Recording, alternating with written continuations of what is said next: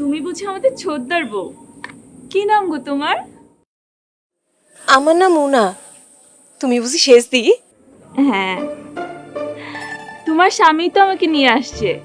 তুমি দেখতে কিন্তু ভারী সুন্দর। তুমিও না দেখতে ভারী সুন্দর। তোমার বিয়েতে তো আমি আসতে পারিনি, তাই তোমার সাথে দেখা হয়নি। তো আমার ছোটদাকে তোমার কেমন লেগেছে? আরে বাহ, লজ্জায় তো একদম মুখটা লালটুস হয়ে গেছে। চলো চলো নিচে যাই, তোমার সাথে অনেক কথা আছে। তোমার বাড়ির গল্প শুনতে হবে না? চলো।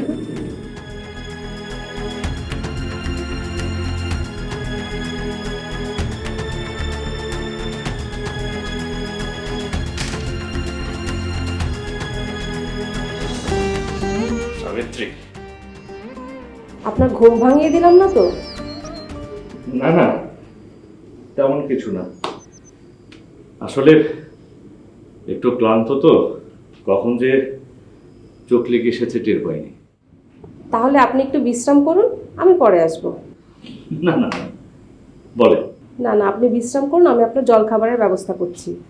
আহা, আমাকে নিয়ে এত ব্যস্ত হতে হবে না। সন্ধ্যায় আমি তেমন কিছু একটা খাই না।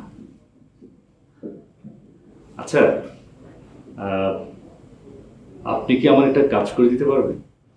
আপনি আমাকে তুমি করেই বলতে পারেন, আমি এমনিতেও বয়স আপনার ছোটই হব। বাহ, বেশ তো। এমনিতে আপনিতে আমারও তেমন পোষাচ্ছিল ছিল না, তুমিতে যাওয়াই উত্তম। আপনি যে আমাদের এখানে আছেন, আপনার কোনো অযত্ন হচ্ছে না তো? না না, আমার কোনো অসুবিধা হচ্ছে না, কোনো অযত্ন হচ্ছে না, আমি দিব্যি ঠিক আছি। আচ্ছা সাবিত্রী, তুমি কি আমার জন্য একটা কাজ করে দিতে পারবে? কাজ? কি কাজ করতে হবে বলেন তো?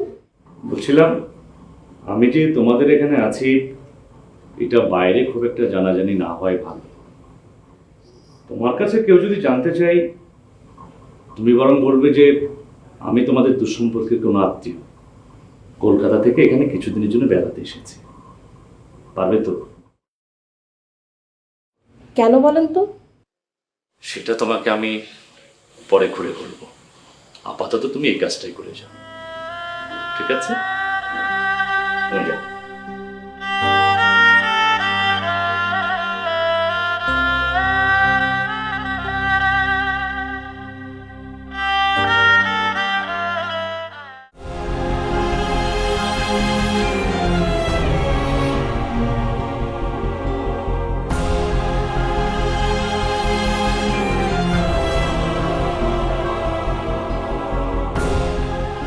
আরে গায়ে বসাই যে, আমি আপনার কথাই চিন্তা করতেছিলাম।